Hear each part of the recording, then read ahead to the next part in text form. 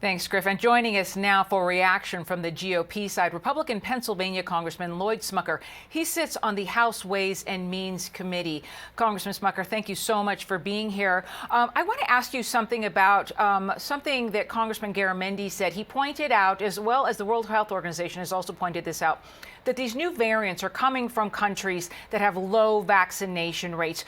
Do you believe that this puts pressure on red states here in the United States to really push their vaccination efforts even more?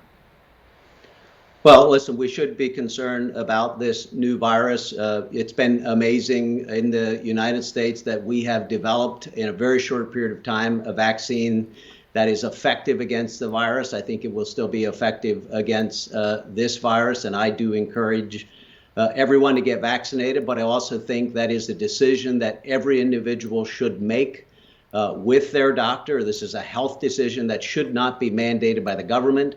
We talked about, in fact, Dr. Fauci talked about herd immunity at the beginning of the coronavirus, and he was talking about when 70% of the population is either vaccinated or has natural immunities due to having contracted the virus, we will have achieved herd immunity.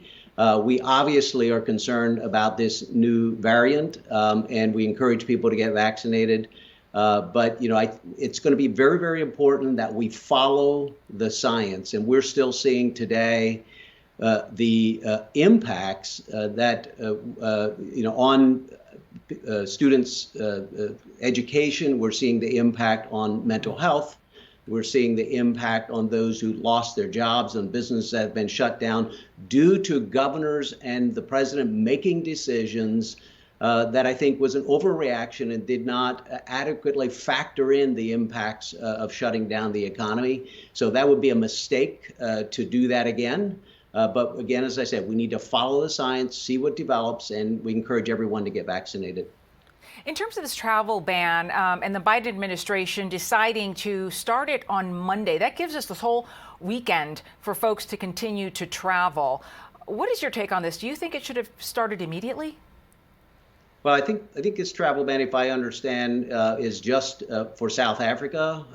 We have not yet seen a spread of this virus to many other countries, certainly not into the United States. And so, as I said, we should follow the science. And I think that travel ban going to effect for South Africa at this time is the right move. And we should just continue to watch that as things progress. Well, we do know that the United Kingdom did announce its travel ban from South Africa and surrounding countries. And we know today they have identified 2 cases of the Omicron, that they have now isolated these folks and are doing the contact tracing. So as Dr. Fauci pointed out today, it's a little bit of a different message than he had yesterday, that he wouldn't be surprised if we start to see it here and that it could come eventually. But I do want to move on to the economy here and the inflation crisis here, because on Tuesday, the president tweeted this message, and I want to get your response. First, we'll read, "We are experiencing the strongest economic recovery in the world. Even after accounting for inflation, our economy is bigger and families have more money in their pockets than they did before the pandemic. America is the only major economy in the world that can say that." But Congressman, as you know, yesterday, Americans woke up to a major sell-off on Wall Street. They're filling their gas tanks at a much more expensive rate than they have over the past number of years. Do you think this is really the time for the president to be issuing this message of optimism and prosperity? Well, listen, the president needs to admit that the policies that he is implementing, that Democrats in Congress are implementing, is causing this inflation. It is a tax. It feels like a tax on the middle class when you go to the pump and gas is 61% higher than it was at the beginning of this year. It feels like a tax. It feels like your dollars are not going as far as they did when you go to the grocery store. And almost every purchase you make today, we're seeing this inflation.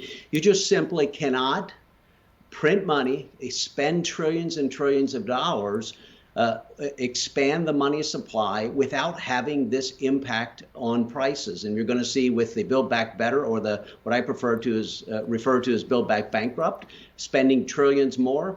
This will continue to exacerbate what we're seeing, and we're going to continue to see inflation grow if that bill is passed into law as well. So the president needs to figure out, understand that the policies they're implementing are causing this, and we need to stop this massive expansion of the money supply and spending money that we don't have.